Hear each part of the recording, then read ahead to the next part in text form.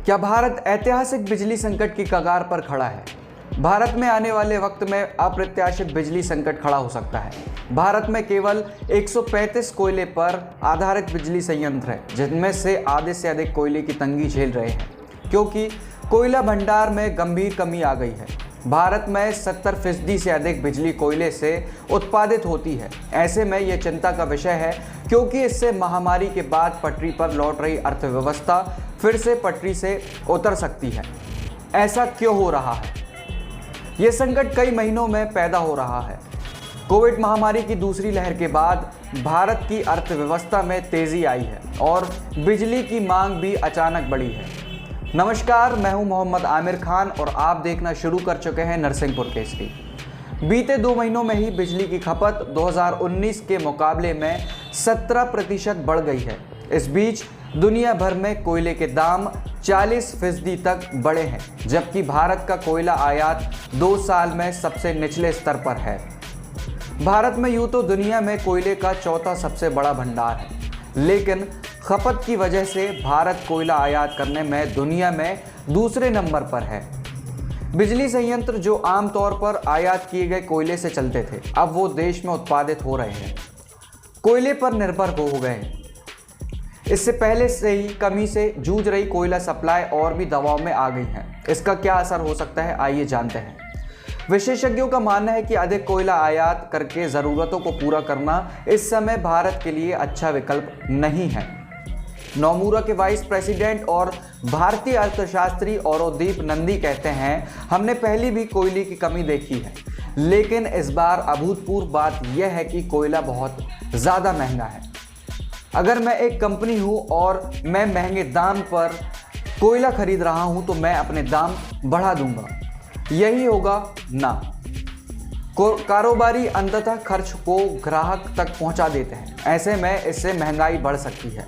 यह प्रत्यक्ष तौर पर भी हो सकता है और अप्रत्यक्ष तौर पर भी। यदि इसी तरह ये संकट चलता रहा तो ग्राहकों पर बिजली कीमतों के बढ़ने की मार पड़ सकती है। इस समय भारत में खुदरा महंगाई पहले से ही बहुत है, क्योंकि तेल से लेकर ज़रूरत की हर चीज़ महंगी हो चुकी है। इंडिया रेटिंग रिसर्च के डायरेक्टर विवेक जैन कहते हैं कि परिस्थिति बहुत ही अनिश्चित है।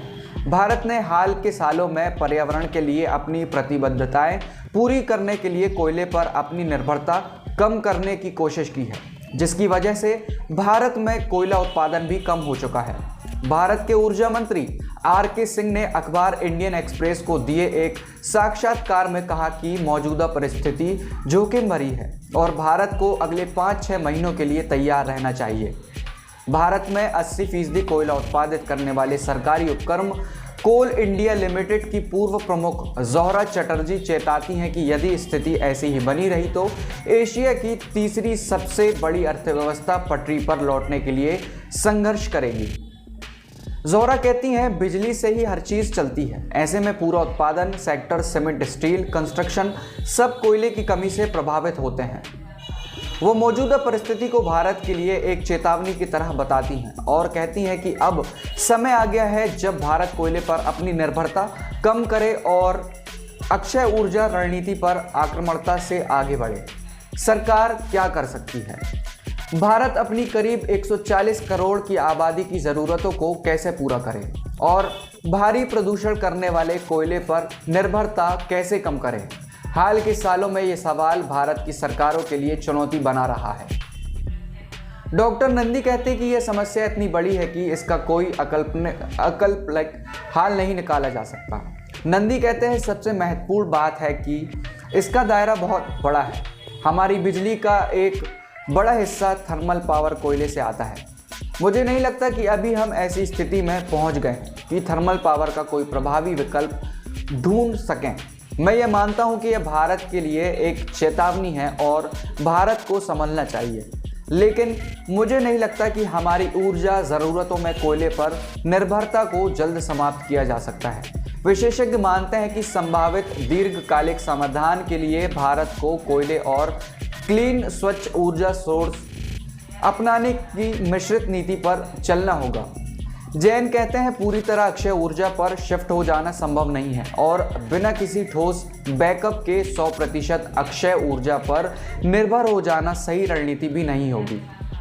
जैन कहते हैं आप तभी पूरी तरह परिवर्तन करते हैं जब आपके पास बैकअप उपलब्ध होता है, क्योंकि ऐसा करके आप बड़े पैमाने पर उत्पादन को पर्यावरण और मौसम से जुड़े खतरों से जोड़ रहे होते हैं। वो मानती हैं कि देश के सबसे बड़े कोयला आपूर्तिकर्ता कोल इंडिया और दूसरे हितधारकों के बीच बेहतर समन्वय बनाए जाने की ज़रूरत है। अंतिम स्तर तक आसानी से डिलीवरी और बिजली कंपनियों की जिम्मेदारी सुनिश्चित की जानी चाहिए। चटर्जी कहती हैं बिजली उत्पादकों को कोयले की भंडार भी रखने चाहिए। उनके पास एक निर्धारित सीमा का भंडारण हर समय होना चाहिए, लेकिन हमने देखा है कि ऐसा हो नहीं सका है क्योंकि इतनी बड़ी तादाद में कोयले की व्यवस्था करने की वित्तीय चुनौतियां होती हैं। आगे क्या हो सकता है ये साफ नहीं है कि मौजूदा परिस्थिति कब तक रहेगी, लेकिन नंदी को उम्मीद है कि चीज़ें बेहतर होगी। वो कहते हैं मॉनसून समाप्त हो रहा है और सर्दियां आ रही हैं। ऐसे में आमतौर पर बिजली खपत कम हो जाती है और बिजली की ज़रूरत को और आपूर्ति के बीच अंतर कुछ हद तक कम हो सकता है। विवेक जैन कहते हैं ऐसी स्थिति दुनिया भर में है, सिर्फ भारत तक ही सीमित नहीं है। यदि आज गैस के दाम गिरते हैं तो लोग गैस अधिक इस्तेमाल करने लगेंगे। यह एक बदलती हुई परिस्थिति है। फिलहाल भारत सरकार ने कहा है कि वह कोल इंडिया के साथ मिलकर उत्पादन बढ़ाने और अधिक खनन करने पर काम कर रही है ताकि आपूर्ति और खपत के बीच अंतर को कम किया जा सके। सरकार को बंधक खदानों से कोयला हासिल करने की भी उम्मीद है। ये वो खदानें हैं जो कंपनियों के नियंत्रण में होती हैं और इनसे उत्पादित कोयले का इस्तेमाल सिर्फ वो कंपनियां ही करती हैं। सरकार के साथ हुए समझौते की शर्तों के तहत इन खदानों को कोयला बेचने की अनुमति नहीं होती है। विशेषज्ञ मानते हैं कि भारत अल्पकालिक उपायों से किसी तरह मौजूदा संकट से तो निकल सकता है, लेकिन देश की बढ़ती ऊर्जा ज़रूरतों को पूरा करने के लिए भारत को दीर्घकालिक विकल्पों में निवेश करने की दिशा में काम करना होगा। दुनिया भर की अर्थव्यवस्थाओं में हाल के दशकों की सबसे बड़ी गिरावट आई है और भारत भी अपनी अर्थव्यवस्था को पटरी पर लाने की कोशिश कर रहा है। ऐसे में भारत नहीं चाहेगा कि उसके रास्ते में रुकावटें आए। इसी तरह से आपके लिए खबरें लाते रहेंगे। जुड़े रहिए नरसिंहपुर केसरी से।